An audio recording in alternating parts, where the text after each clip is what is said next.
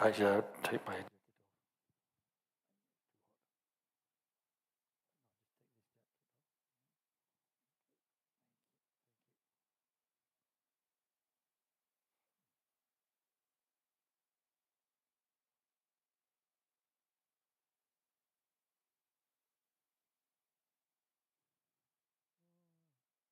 Maybe more people coming. Wait.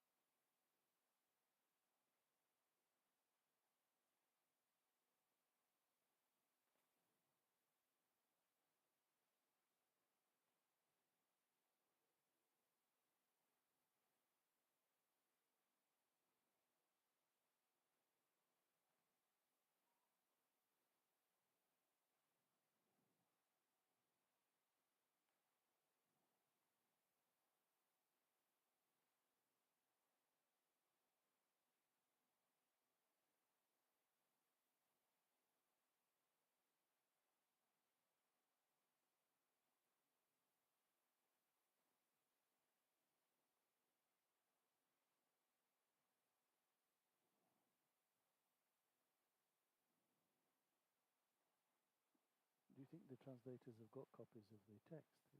It doesn't look like anybody. I mean, I don't want to advertise it because it's like pushing it, but I should have asked. I should have asked Sheila Nista, shouldn't I?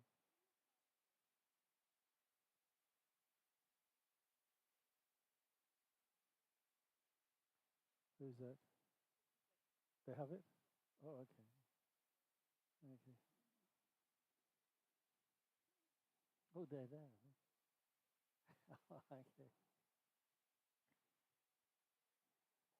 Okay.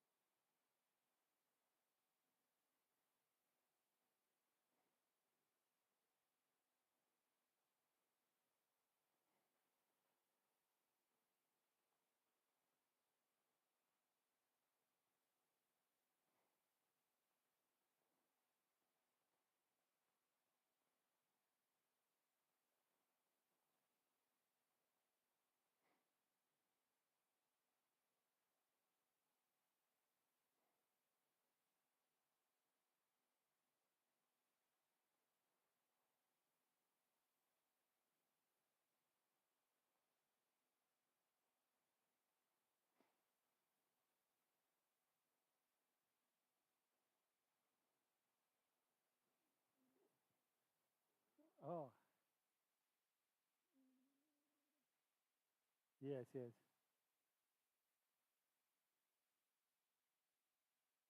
Yes, yes. Okay. Thank you.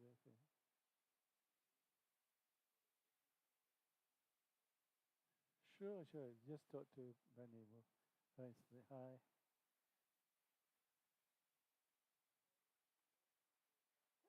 Thank you. Where is your Martinitza? Oh, okay. Okay, thank you. Yes, if we'll try to arrange some time. Okay, yeah. Good, good, good, good, good.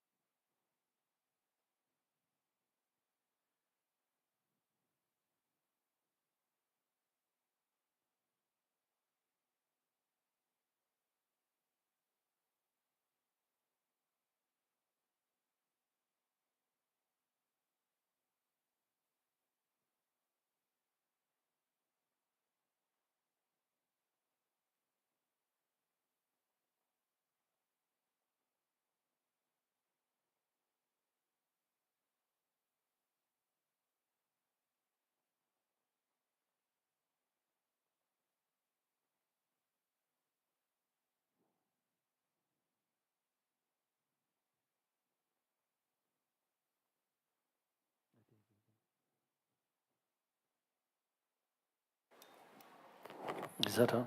Yeah. So, good morning, and we'll begin with the usual preliminary prayers.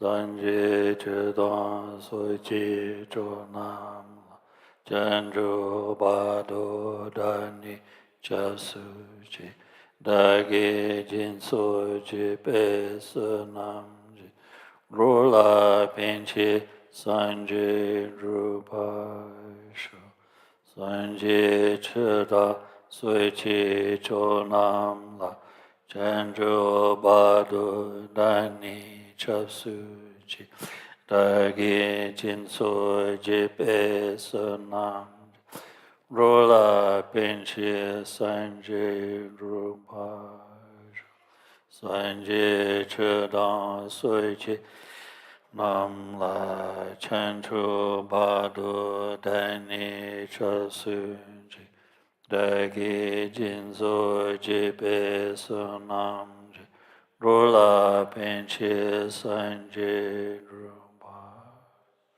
Padan Save Lama Ramboji Dagi Chiwo Peme Din Shula Kardin Chimbo Gunne Chison Kusun Tuchin Sandu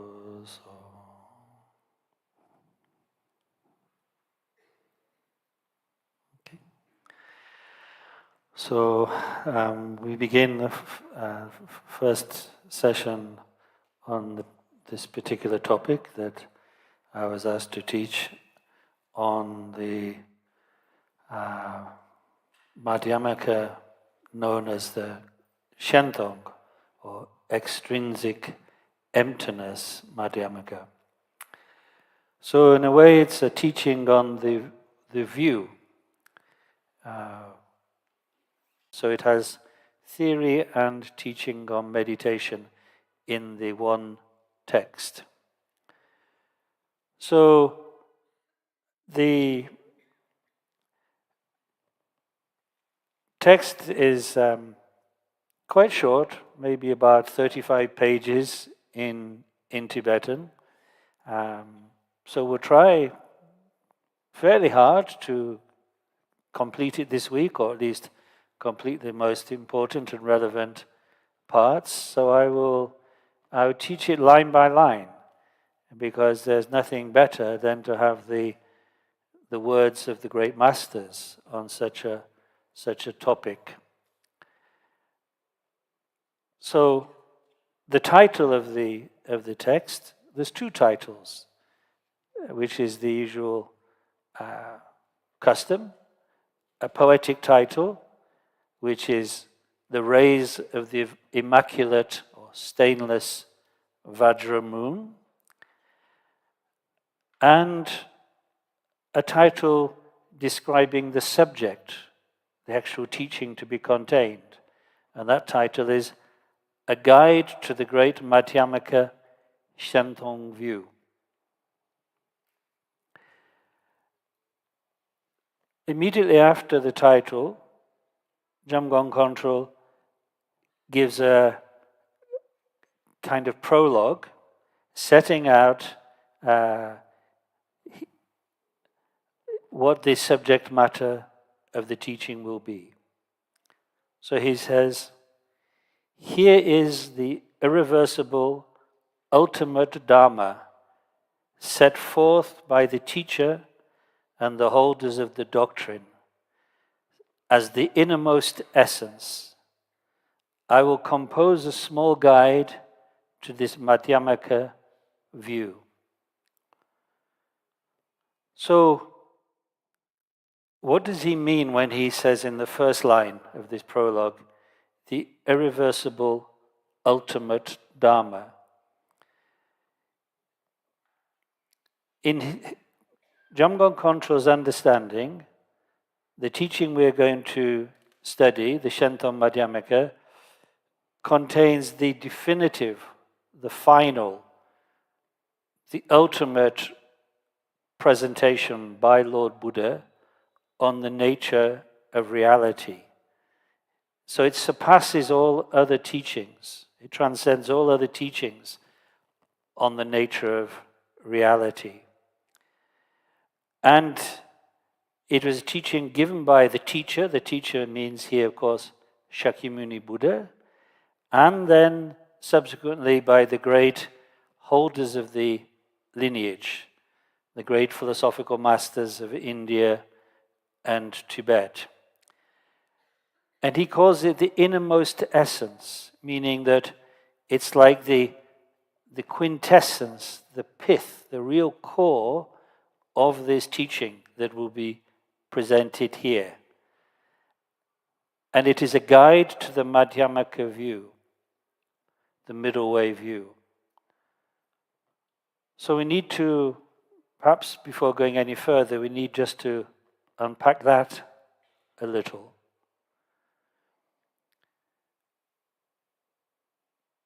The source of the teaching is the Buddha's sutras, the Buddha's discourses. But after Lord Buddha passed, 2,500 years ago, over the next hundreds of years, next several hundred years, four major systems of philosophy or systems of tenets, doctrines about reality, developed in the Buddhist community in India. So we call those the four great philosophical schools, or the four systems of tenets. They are two which belong to the so-called Shravaka or Hinayana, namely the Vaibhashika school and the Sautrantika school, and two which present the Mahayana teaching, in which one strives to become a Buddha for the benefit of all beings. So the two Mahayana philosophical schools are the Chittamatra, which you can translate into English as mind only, and Madhyamaka, the middle way school. These are the four tenet systems, two reflecting the Hinayana position or aspiration to merely achieve one's own personal liberation, and two reflecting the Mahayana aspiration, that Buddhahood is to be attained for all beings. And in terms of the way they present Buddha's teaching, there's a progression in these 4 tenet systems. The simplest is, of course, the Vaibhashika. The most profound, and therefore one that really reflects Buddha's teachings on the nature of reality, is the Madhyamaka, the middle way school. So, in Tibet, all masters accepted the Madhyamaka as representing the Buddha's own understanding of the nature of reality.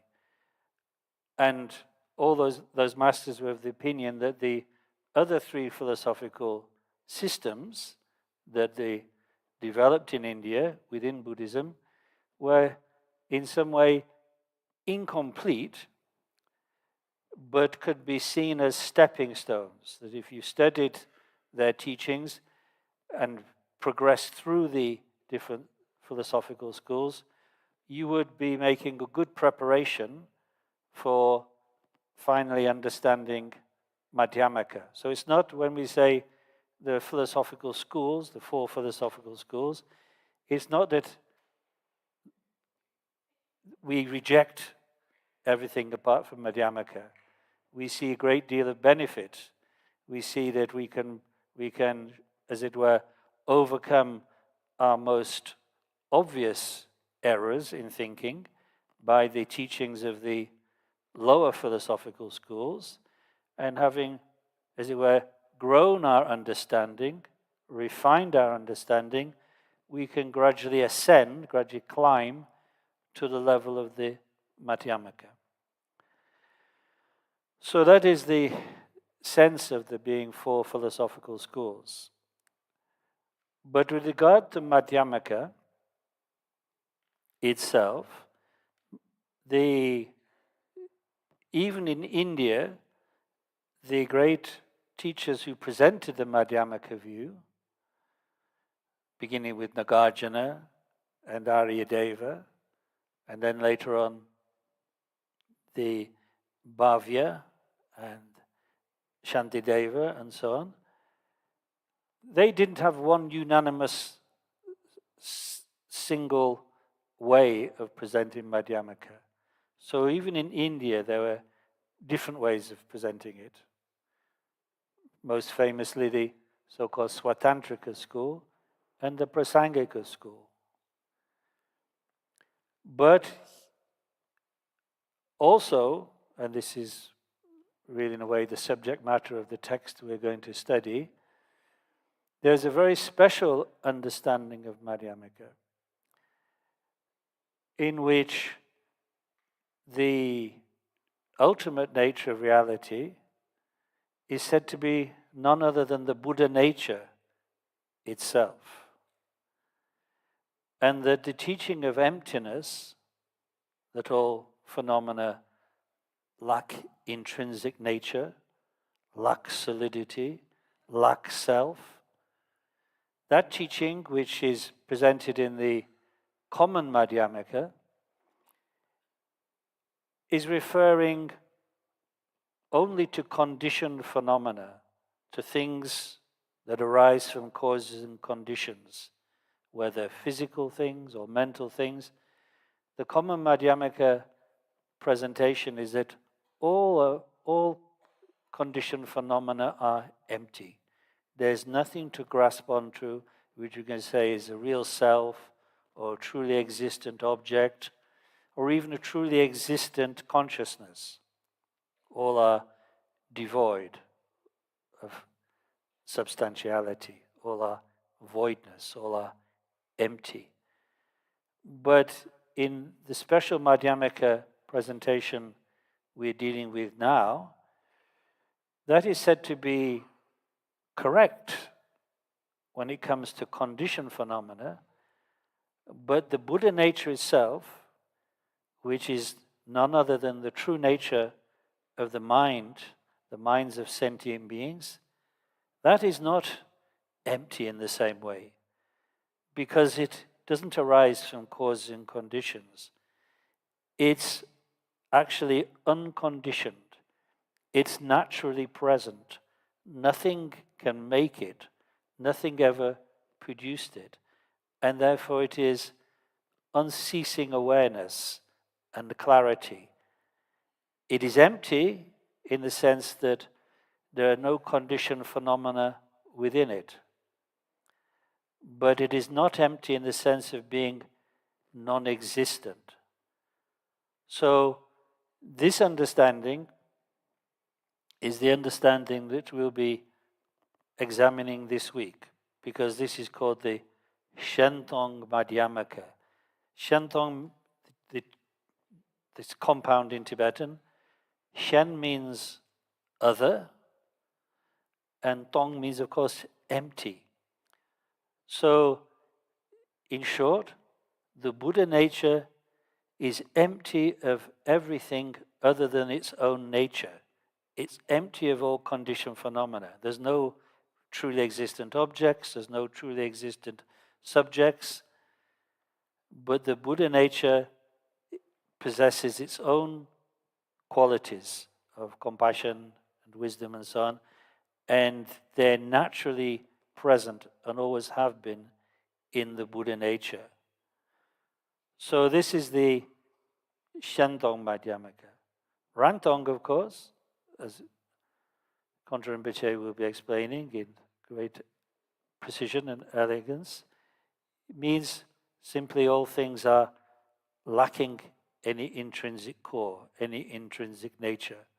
And that, for that particular presentation of Madhyamaka, is the definitive statement about the nature of reality, that all phenomena are void of intrinsic nature. But in this type of Madhyamaka, the Shentong Madhyamaka, that is not the definitive statement. That is a statement which is correct about conditioned phenomena, but not about the Buddha nature. So the Buddha nature is the key point of the whole Shentong teaching. And that is why in the Kammakaju tradition, this Shentong view has been very popular, at least since the time of the third Karmapa, Ranjung Dorji. Many Kaju masters have upheld this Shentong as the great Madhyamaka, the supreme Madhyamaka, the uncommon Madhyamaka.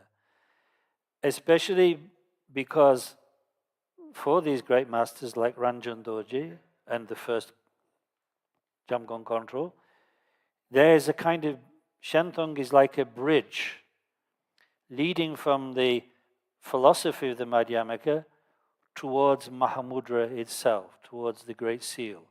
Or again, as one of my teachers, Khenpo Sotim Jamso, used to say, the Shentong teaching is a golden bridge between the teachings of the sutras and the teaching of the tantras. So this is, in a way, the reason why Shentong has been so popular in the Kammakaju.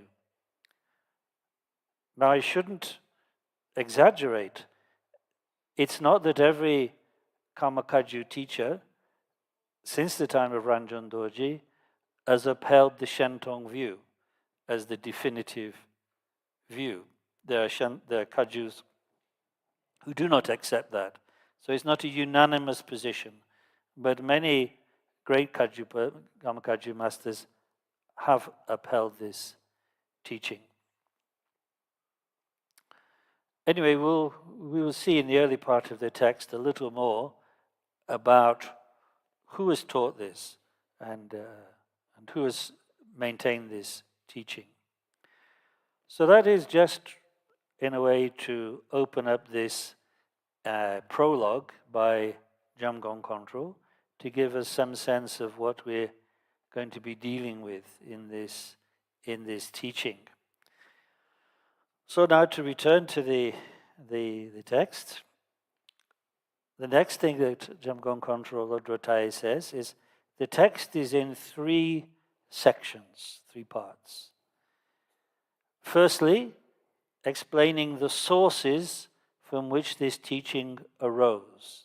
So if you like, a history section, which is quite brief. Secondly, the actual guidance in the view.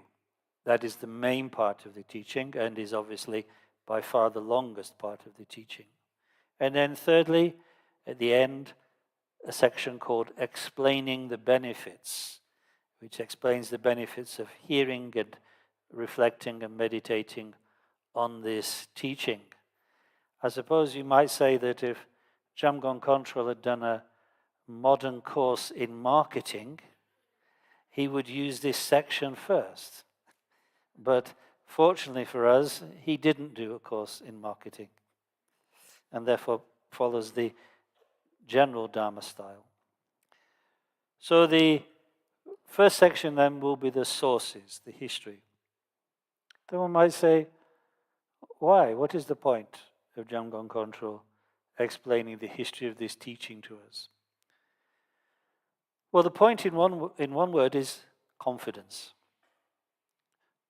In other words, for the disciples, for us, to have confidence that this is indeed the genuine teaching of the Buddha, that it is not some later invention by some mere intellectual or something, of somebody of that type, that it is the teaching that comes directly from the enlightened one, Lord Buddha, the one endowed with omniscience, limitless compassion, and so on. He is the source of this teaching. And it was maintained from his day, transmitted from his day, by lineage, by line of incomparable masters, who all in their lives show the outcome, the result of mastering and meditating on this teaching. So, knowing that it comes from such sources, we will overcome any hesitations in receiving it. We will feel inspired and confident in the teaching. That is the reason why so often when teachings are given, a history of the source of this teaching is given at the same time. So Kongtrul Lodro Thai begins with that. And that is particularly important in this case. What gives it a even extra importance is that the Shentong teaching was controversial. I mean, maybe one is shocked to hear that, or maybe one is not shocked. And it's not made in any, I'm not saying that in any partisan way, but of course there was, about this teaching, there was some contention. There are some great masters, and they were great masters, who did not see this teaching as the ultimate teaching of the Buddha. We'll discuss that a little bit. So it's important, therefore, for Jamgon Kongtrul in a way to address that by showing at the beginning how this teaching is indeed derived from Buddha himself and maintained by, as I said, many incomparable masters. Now, I should say this also, that in order to, as you'll see in the text, in order to really understand the view that Kongtrul Lodro Thai will present to us, the Shentong view, we have to ask questions of it. We have to, in a way, entertain possible doubts and deal with them. All Dharma teaching that's concerned with the view is like that, is given like that. So therefore it's no surprise that even great masters, renowned for their meditative accomplishments and their great compassion, could come to somewhat different opinions, especially about the subtle matter of emptiness and Buddha nature. So therefore we should end up in a way in the position of respecting masters who took the Shentong as the ultimate teaching, and others who thought the Buddha nature teaching was not the ultimate teaching, was in a way a provisional teaching. Teachers on both sides of that discussion were astonishing masters. So that needs to be clarified from the very, very, very beginning. And we ourselves, when we hear a presentation of the view, and then possibly hear another presentation which presents the view from a slightly different angle, as in Rangtong, Shentong, we shouldn't rush to join one side or the other in a partisan way, thinking, oh, I'm on team Rangtong, or I'm on team Shentong, what color scarf should I wear? We should understand that it's okay to be uncertain and to work through these things. Does that mean perhaps I shouldn't meditate until I've got absolute clarity in my philosophical view? No, of course not. Because hearing the teachings, understanding to some extent, and then meditating makes greater understanding. So it's a revolving wheel from view to meditation to action to view and round in that way. So for a long time we may not conclude which philosophical position we have total certainty in. We shouldn't rush, we shouldn't hurry, like I say. So that's why perhaps it's very wonderful that this week we have at least the opportunity to make contact with these two different interpretations of Madhyamaka. So, okay, let's look at the sources. But even in this section, this so-called history section, we can't help but talk about the view itself. What is the real meaning of this teaching? So it's not just yes, there are names and text names here and so on, but it will already start to introduce us to the sense of what is meant by this teaching. So Contra Lodra Thaye divides his account of the sources into two. First, the general sources of the teaching, and then the specific sources of the presentation of a guide to the Shentong view.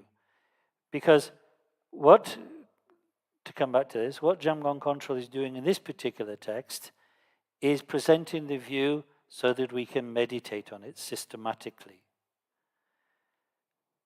So, if you compare this, therefore, to the great commentary that Jamgon Kongtrul wrote on the Jude Lama, or as it's called in Sanskrit, the Uttara Tantra Shastra, in English, the Supreme Continuity, which is one of the most important texts presenting teaching on Buddha nature, and which will be quoted very much in this present text. In that commentary, he's setting out, as it were, the theory, the pure theory of the Buddha nature. But in this, he's giving us a guide to how to practically to meditate on it. So that's why there's two accounts of the sources. The general sources and then the specific sources of this guide. So let's begin with the general sources. I'm afraid that almost every sentence in this is, as we might say in English, jam-packed with significance that needs pulling out and explaining it. So if it takes some time, it still will be worth it. So this is how Contra Lodra Thaye begins, the general sources. The words of the conqueror are undeceiving truth, and therefore should not be divided into definitive and provisional. Okay, well, there's masses to explain there. The conqueror, of course, obviously is an epithet of the Buddha, the one who conquered the disturbing emotions, so that's plain enough. And the words, that's plain enough. The Dharma, the teaching. Undeceiving truth. Well, ask yourself the question, as Buddha is the omniscient one, who knows the nature of all phenomena and how they manifest, and as he's endowed with limitless compassion, he could not deceive people, he could not lie to people, he could not trick them. So in that sense, the Dharma, his gift to us, to sentient beings, cannot contain lies, cannot contain deceit. So therefore, if we were to say about the Buddha's teachings that some of the teachings are definitive and some are provisional, from one angle, such a statement, which is often made, and we'll make it ourselves, in fact, in a second, is not valid. Because to say, oh, when Buddha taught that sutra, when Buddha said those things, he was talking definitively, describing things, reality, as it actually is. But then over there in that sutra, when he talked to those people, what he said about reality wasn't quite the complete truth. It was a kind of hinted explanation of the truth, or an indirect, or a provisional meaning something that is valid for that time, but later on you have to correct it by means of giving the definitive teaching.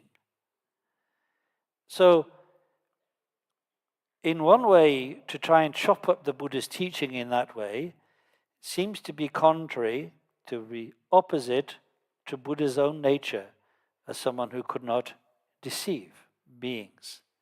Yet, and here comes the big yet, or the big but, or the big however. Control continues. However, individuals, beings like us, differ in their intellects. It's kind of very straightforward. Some people are cleverer than others, is what he's saying in this. Although, of course, cleverness doesn't mean enlightenment. Cleverness doesn't necessarily mean compassion, but just the kind of intellectual faculties differ in different people. And therefore, as Control continues, some can and some cannot enter directly into the inconceivable. The true nature of reality. The true nature of reality, which cannot actually be formulated as an idea or through linguistic designation. Because ideas, concepts, language, they're all based upon dualistic thinking. Dualistic and therefore inaccurate thinking. The nature of reality cannot be grasped by any concept or any term. Just like space, you cannot take hold of it. You cannot grasp it. It's not like this, it's not like that. It transcends all attempts to objectify it. So does the true nature of reality. So some people can more readily, as it were, see that, enter into that, make their minds one with it. Others take some time. They're not really, as it were, sharp enough or prepared enough at the beginning of their spiritual practice, at the beginning of their spiritual life. So if they were introduced to the inconceivable nature of reality prematurely, it would not be helpful to them.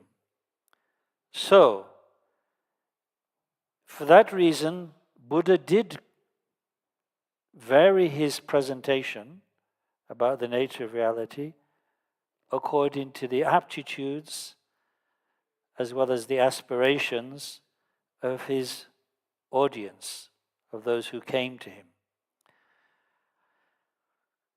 Of course, one aspect of that, way in which Buddha graded his teachings, is the very obvious one. For those whose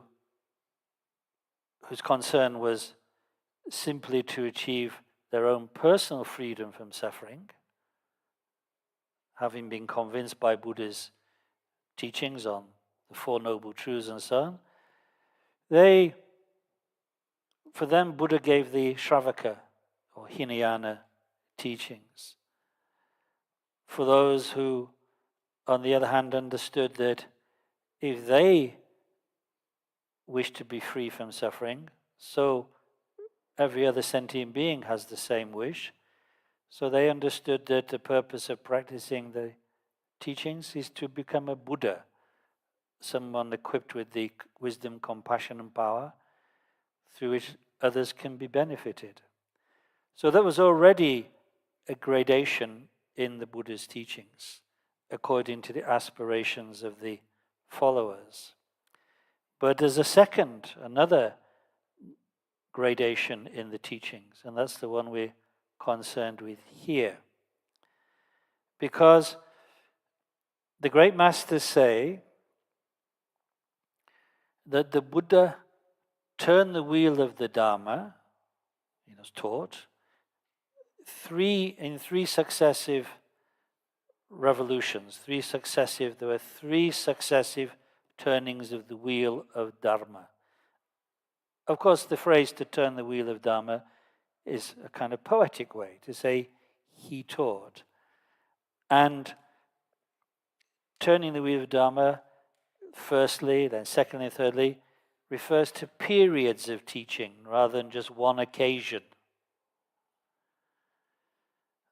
So, therefore, there are three turnings of the wheel of Dharma, and they are distinguished by Jamgon Kongtrul here, as well as by many masters before him, as being in accord, as reflecting how Buddha presented the teachings on the nature of reality, as well as was he speaking to those only aspiring for their own personal liberation, or was he speaking to those who aspired to become a Buddha? So therefore he says, in this respect, meaning that Buddha graded his teaching, there is the first turning of the wheel for the childish. So, beginning in Varanasi, in the Sarnath actually, near Varanasi, where Buddha first taught to his first 5 disciples, the teaching he gave at that time and in the period following that is called the first turning of the wheel. Kongtrul Rinpoche describes it here as for the childish, meaning for those who were not very developed in their aptitude and therefore could not at that time manage or relate to a deeper presentation of the teaching about the nature of reality. So as he says, there was the first turn of the wheel for the childish, which generates definitive renunciation. In other words, the purpose of this teaching given by the Buddha at that time and during that period, teachings such as the Four Noble Truths, the 12 links of dependent origination, karma, and so on, that was to cause those initial followers to see samsara for what it was, to see that the nature of samsara never goes beyond suffering, and therefore to engender in them, to create in them the strong sense of renunciation, of wishing to be free from samsara. That was the main purpose of the first turning of the wheel. And in order to become free from samsara, in those teachings of the first turn of the wheel, so the followers could start on the path to freedom, Buddha taught the non-self teaching, the teaching that within the individual person there is no such thing as a truly existent self. A truly existent self, meaning something with singularity, something that is single, something that is permanent, and something that is autonomous, which controls its experience.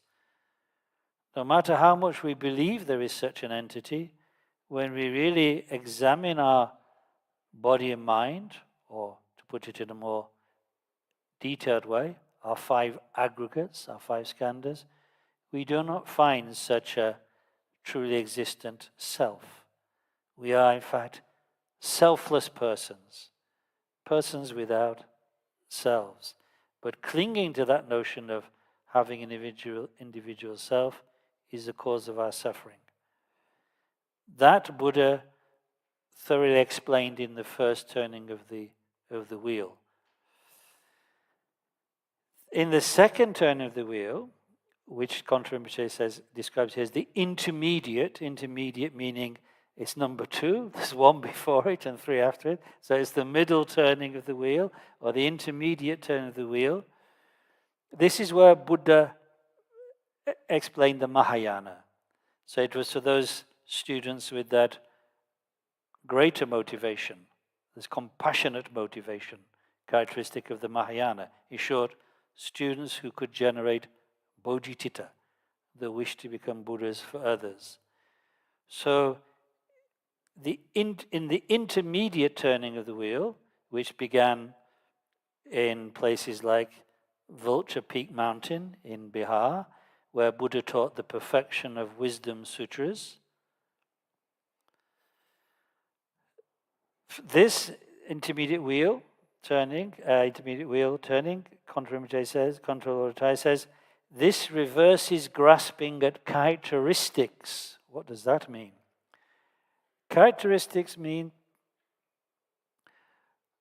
our attempts to grasp the nature of reality by saying it's like this or like that, by saying here there are truly existent things.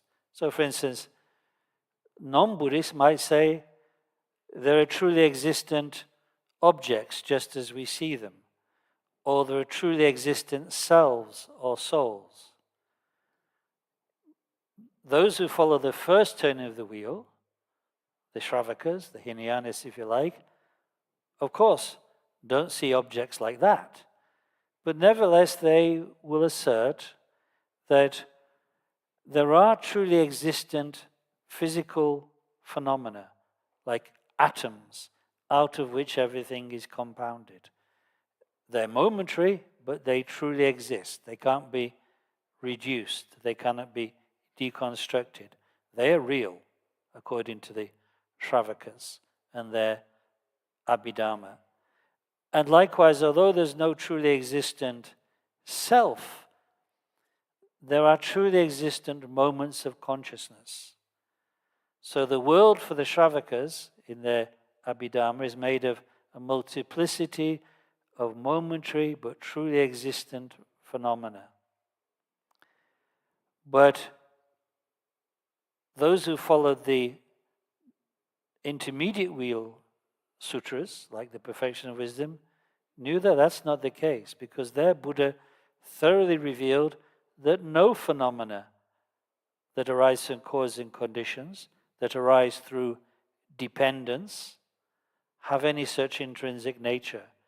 So there are neither truly existent atoms out of which things are made, nor even truly existent moments of consciousness, because all only appear through dependent origination, through the coming together of causes and conditions. Nothing stands alone. Nothing exists independently. Nothing exists in itself, not even for a moment. Even the idea of a moment is not sustainable when one analyzes it. So the second turn of the wheel, which is a thorough explanation, thorough presentation of emptiness, the emptiness of all phenomena, dispels clinging at characteristics. Because if we can't even find any truly existent phenomena at all, not down to the slightest, tiniest atom, not down to the shortest moment of consciousness, then the notion that there is, as it were, nothingness, like the opposite of asserting true existence, even the idea of nothingness or true non-existence is nonsense, because it's simply the other side of the coin. And if the first side of the coin doesn't exist, the reverse side of the coin doesn't exist. So the teaching presented in the second turn of wheel leaves you nothing to grasp at, no characteristic by which that you could hang on to and say, this is how things are, they're like this, I can describe them, I can grasp them. No language, no concept can grasp emptiness. So that is why it's said to reverse grasping at characteristics, in which our mind becomes totally entangled. The teaching of emptiness in the second turn of the wheel is like a radical therapy, freeing us from the knots in our perception of the world, knots which make us entangled in desire, hatred, and all the rest of the disturbing emotions. So that is the wonderful teaching of the second turn of the wheel, in which, in a way, the Rangtong is presented. The Rangtong view is presented. And the third turn of the wheel, the final wheel, as Control de Thaye describes it, indicating by calling it the final wheel that it is in fact where the definitive teaching will be presented.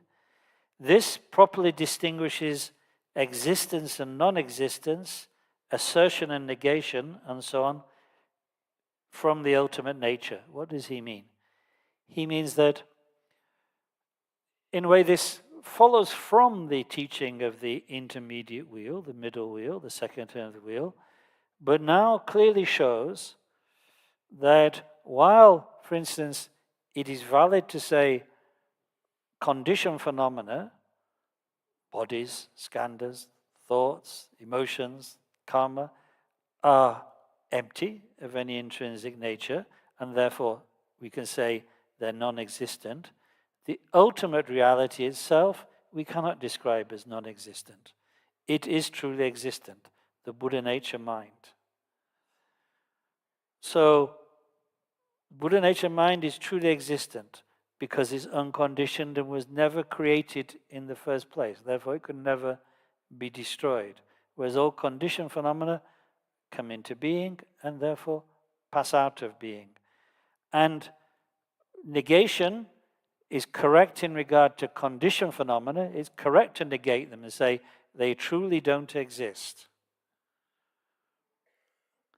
And for them, therefore, emptiness, in regard to conditioned phenomena, emptiness is a type of negation. No, they don't exist. We call this technically a non-affirming negation, megak in Tibetan. They're simply, really, finally, not there, conditioned phenomena. But Buddha nature, the ultimate nature, is not negated. It's what is left over.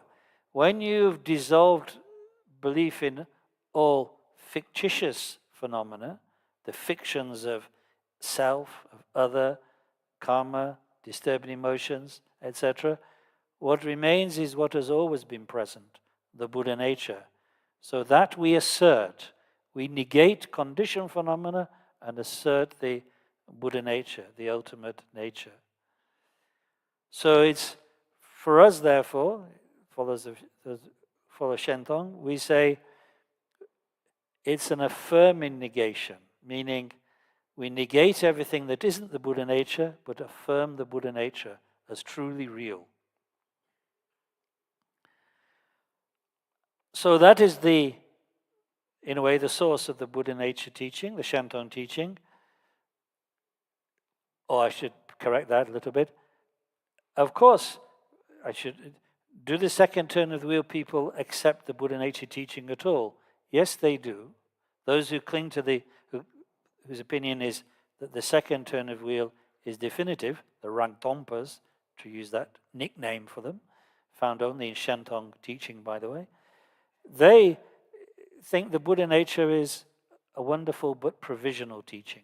For them, emptiness is the definitive teaching. So, but those who accept the Shentong teaching as definitive, they say that the third turn of the wheel is definitive. Anyway, this will become clear now, because Contra Rinpoche says, Contra Lodro Thai says, the first turning of the wheel teaching is provisional. It was never the definitive teaching, it was a stepping stone. For instance, if you can realize the absence of a personal self, which is what you're taught in the first turn of wheel teachings, that will be the first stage to realizing the total emptiness of all phenomena, taught in the second stage.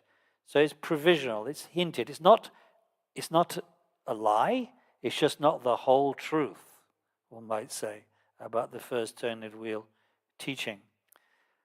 He continues, the second turn of the wheel, the intermediate, is both provisional and definitive. Provisional and definitive. How is it definitive? Well, it is telling the complete truth, the absolute truth, the definitive truth, when it says all conditioned phenomena, all dependently originated phenomena are empty. That's absolutely as it is. There's nothing more to say, nothing more to add to that. But it's provisional in regard to the ultimate reality, Buddha nature, because it doesn't present it as the ultimate teaching, as the ultimate reality. So it's a mixture of definitive and provisional.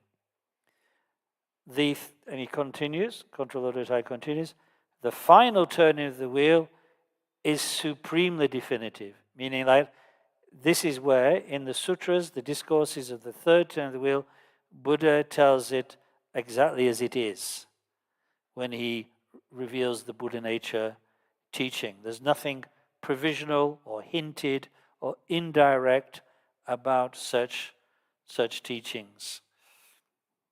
They don't need to be qualified. You don't need to add anything further to them. It is, as Contra said in the prologue, the supreme, the irreversible teachings, the Buddha nature. So, he says, Contra Lodro Thai continues, it is set out in this way, as this presentation of there being three turnings of the wheel, and what are the contents of those three turnings of the wheel.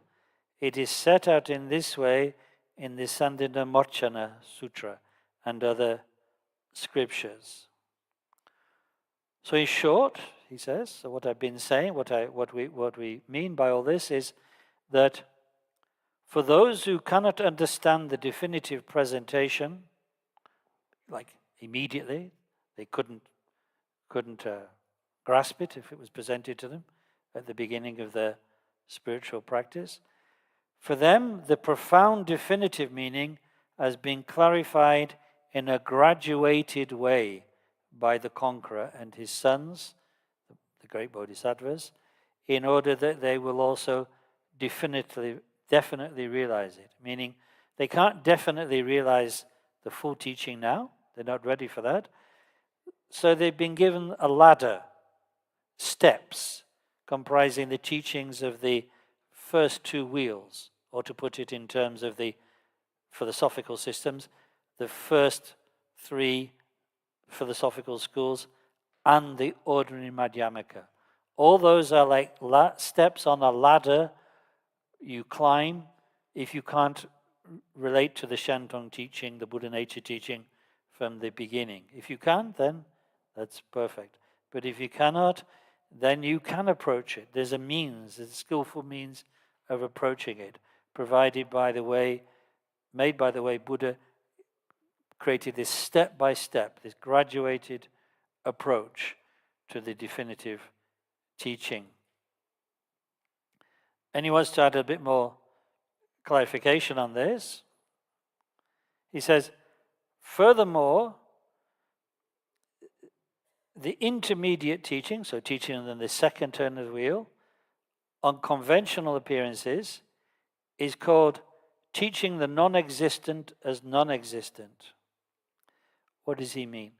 Well, he means that that's what is the message of the second turn of the wheel sutras.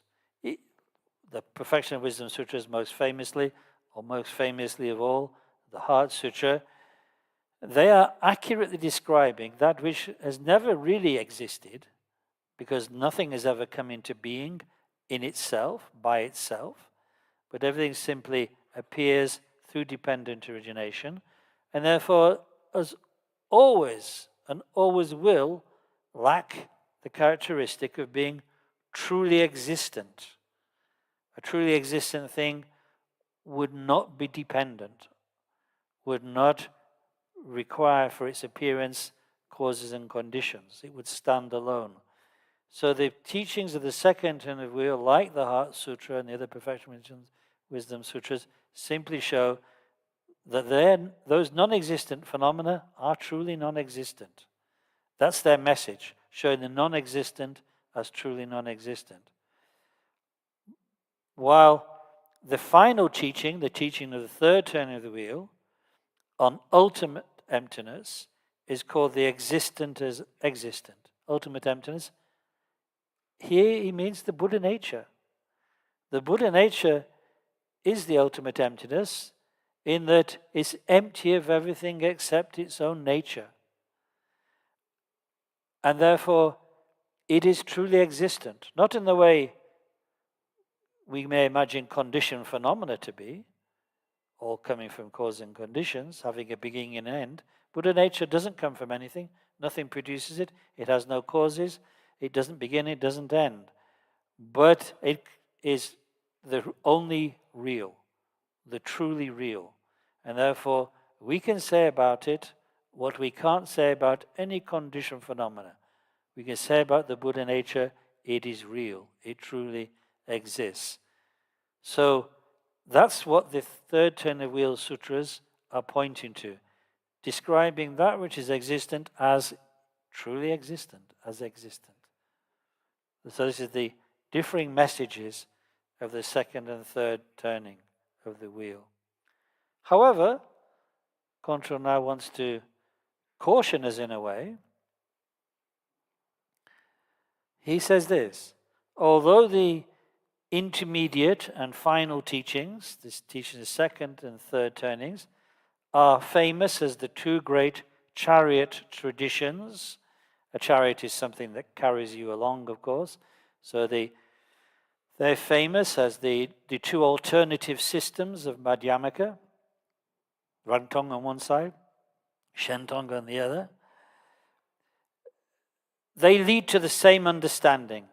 So finally, they will get to the same point. As Shantipa, and Shantipa was a great Indian master from Nalanda in the 10th, 11th century, contemporary of Naropa, actually, as Shantipa and others have explained. So this is in a way to caution against that partisanship that I mentioned earlier. So now a bit more about the sources of the Shentong teaching. The final wheel, third turn of wheel, was expounded in the so-called 20 sutras of the Heart of Definitive Meaning. Heart of Definitive Meaning, Nedon Nyingpo in Tibetan, is a kind of synonym, an alternative term for the Shentong teachings. And so Shentongpas, those who follow the Shentong presentation, of course, say that there are 20 such sutras in the collection of sutras which expound this, in which Buddha expounded this teaching. So, for instance, one great example of this would be the Sutra of Queen Sri Mala Devi. Queen Sri Mala Devi was a great disciple and practitioner, and she received this Buddha nature teaching, and it's recorded in the sutra named after her. So this is like one of the key sources of this teaching. So expounded, this presentation was expanded there, and then it was continued beyond the sutras in the great Shastras, the commentarial works composed primarily in India by great masters in harmony with the Buddhist teaching, who wanted to present more systematic, reasoned presentations of the teaching. And so we call those such text treatises, we call them Shastras in Sanskrit, or Tenshu in Tibetan. So there are sources of the Buddha nature, the Shentong teaching there, and his Jamgon Control cites the collection known as the 5 Dharmas, or 5 teachings of Maitreya, the Bodhisattva Maitreya, the one who is the regent of Shakyamuni, who will appear as the next Namanikaya Buddha in this world. He actually bestowed 5 great teachings on his human disciple, Asanga. And in these 5 great teachings, he comments on the sutras of the third turn of the wheel and expounds in a very clear and precise way the doctrine of Buddha nature. Particularly the last of those 5 is the Jude Lama, which I referenced earlier, the Uttara Tantra Shastra. So for Control Lodro Thaye, those 5 Dharmas of Maitreya are a key source for the Shentong teaching.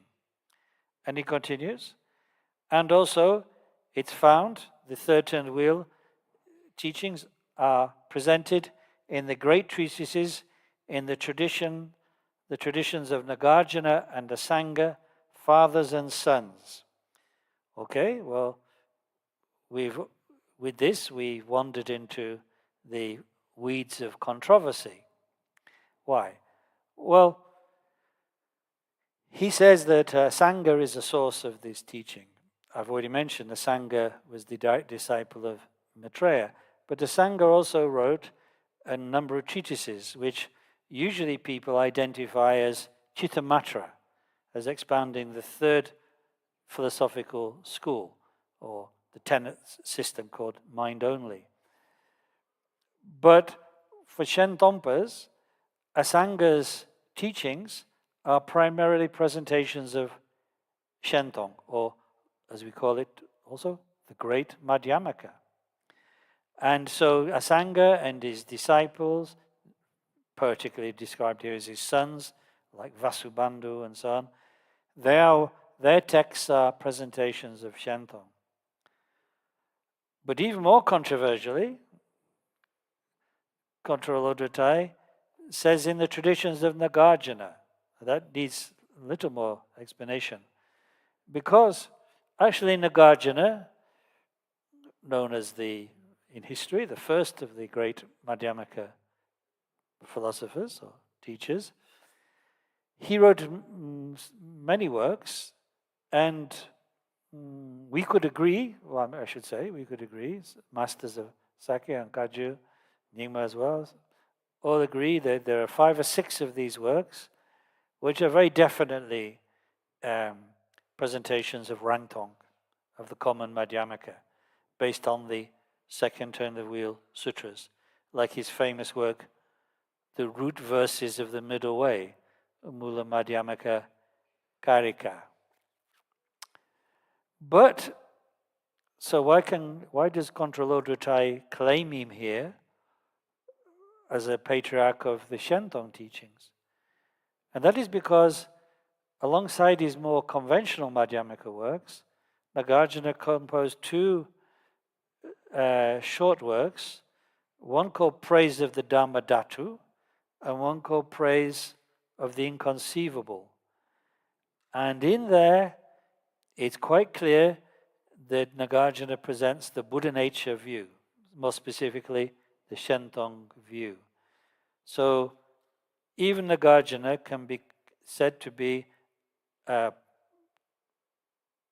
chain in the link, so a link in the chain, so a link in the chain of Shentong Madhyamaka, according to Shentompas like Controlodra Thaye. And then, so that's the Indian source, so to speak. And then what about in Tibet? So Controlodra Thaye says, you could answer to a question like, well, who spread this in Tibet then? If that's who spread it in India. In Tibet, it originated from the time of the two translators, Zhu and Sen. Zhu Gawi Dorji, to give him his full name, and Sen Kawoche. They were two translators in the mid-11th, late 11th century, who went to study in Kashmir, which at that time was still a very flourishing Dharma country. So many Tibetans took the opportunity to go there to study the Dharma. And these two translators studied with Kashmiri masters who presented to them the Buddha nature teaching from the Shentong perspective. So as he says, from the time of the two translators, Zhu and Sen, until the present time, meaning Controlodra Thaye's present time, mid-19th century, the exposition, the way of teaching, which is famous as extrinsic emptiness Madhyamaka, Shentong Madhyamaka, or in Tibetan, Umi Shentong, has arisen in Tibet through a number of lines or a number of traditions. The great charioteers of this tradition, meaning like the three key people who set it in motion really effectively in Tibet, who really spread it widely in Tibet, are, and then he mentions three very famous lamas, the omniscient Ranjan Dorji, so third Karmapa, Ranjan Dorji, in his works such as Namshi Yeshi and Nyingpo Tempa, these two short but extremely important works of Ranjan Dorji, we can take as presentations of the Shentong view. Control understands it in that way.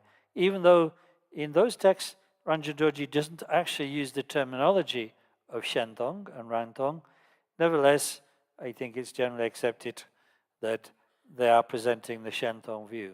So Control presents Ranjan Dorji as a very important figure in spreading Shentong in Tibet. And then he says, second one, the omniscient Dolpopa. Dolpopa Sherb Jelsen, whose dates are roughly the same as Ranjan Dorji. They knew each other, in fact. Dolpopa Sherb Jelsen was a master originally from the Sakya school, but later his followers became known as Jonangpas because he mainly taught at the monastery called Jonang in southwest Tibet. And he was a great master of the Kalachakra Tantra. And it is Dolpopa who actually developed the special terminology, such as Shentong and Rangtong, in order to clarify this system of taking the Buddha nature as the definitive teaching. As I say, he and Ranjan Dorji, he was slightly younger than Ranjan Dorji, but they definitely met. So Controlodra Thaye presents Dolpopa as the second great master in spreading Shentong. And we'll come back to Dolpopa, in fact. And then the third of the three great charioteers, he says, was the omniscient Drime Uza. Drime Uza is a special name of the great Dzogchen master, or great Nyingma master, Longchen Rabjamba. Again, a contemporary of Ranjan Dorji, and they also knew each other. So Longchenpa is perhaps the most famous of the great masters who presented the Dzogchen view for Nyingmapas. in his seven treasuries and so on. And for Control Lodro Thai, Longchenpa is definitely a Shentompa. But I must say there's some questions about that. Some Nyingmapa followers who, of course, revere Longchenpa's works on Dzogchen, they do not agree that he was a Shentompa. So you might come across those kind of opinions, and therefore it's perhaps useful to mention this. But for Control Lodro Thai, with his great Rimé perspective, his great non-sectarian perspective, for him, they all three, even whether or not they use the special terminology of Shentong, for Control Lodro Thai, they're effectively teaching Shentong in their texts. And then he mentions some later figures, and they're all important in their own way. They were followed as Shentong, as teacher of Shentong, by the seventh Lord. He means the Kamapa Trudra Jamso. He wrote works on Shentong. By Zilong Panchen. Zilong Panchen is an alternative name for the Sakya Master of the Shakya Chogden. Shakya Chogden was a contemporary of the seventh Kamapa and a disciple of the seventh Kamapa. And unlike most Sakya masters, he accepted the Shentong as the definitive teaching, as the full Madhyamaka teaching, whereas most Sakya masters did not. And then Control mentions Taranatha. Taranatha, despite his Indian name, was a Tibetan master in the end of the 16th, early 17th century, belonging to Dolpopa's Jonang tradition, and was a great proponent of the Shentong teaching. Even his consort was also a proponent. She also spread this teaching.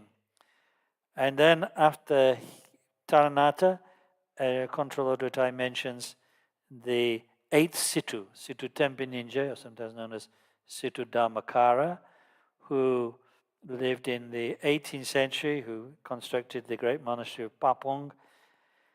He was a proponent of Shentong, and so forth.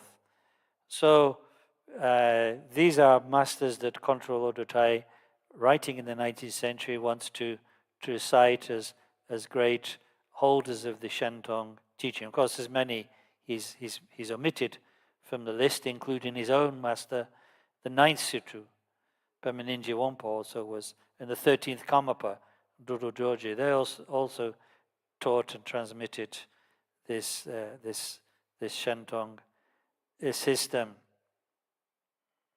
So he says of these masters, they definitively dwelt on the noble levels. So they were not ordinary masters, not ordinary like scholarly masters, but were bodhisattvas who achieved the noble bhumis, were utterly perfect spiritual friends, possessors of the unbiased eye of Dharma, who reached certainty through hearing, thinking, and meditating, and all their works became supports of this teaching.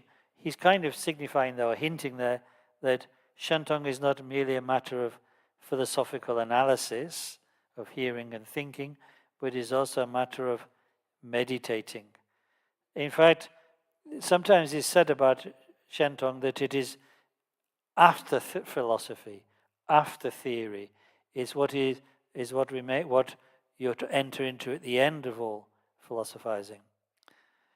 Therefore, it is necessary, Control concludes this section by saying, therefore it is necessary to come to the same ultimate understanding as these noble beings. You know, it's like, if this was what Shentong teaching produces such great masters, then we should imitate them in studying and meditating on this view.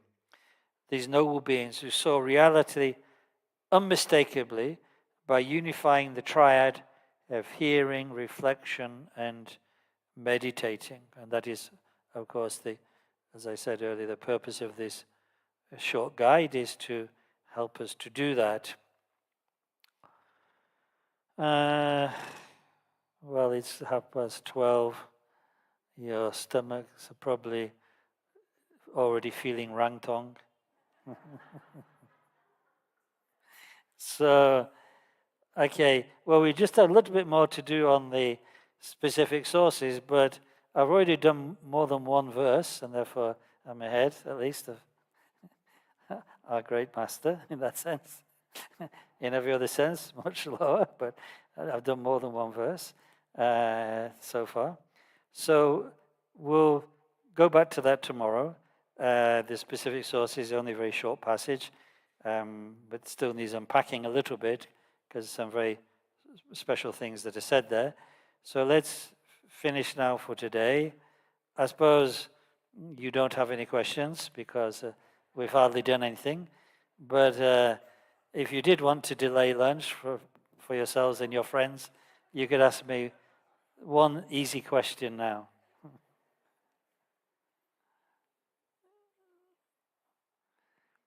Let that question not be, can you repeat everything you said but more slowly? Okay.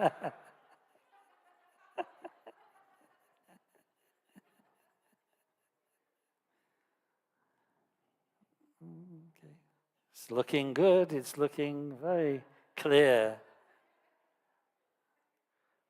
Sunam di tamshi zikpa ne tobe ne pe dranam pamchi chiga nachi bala trupa ye sipi sole roa sho.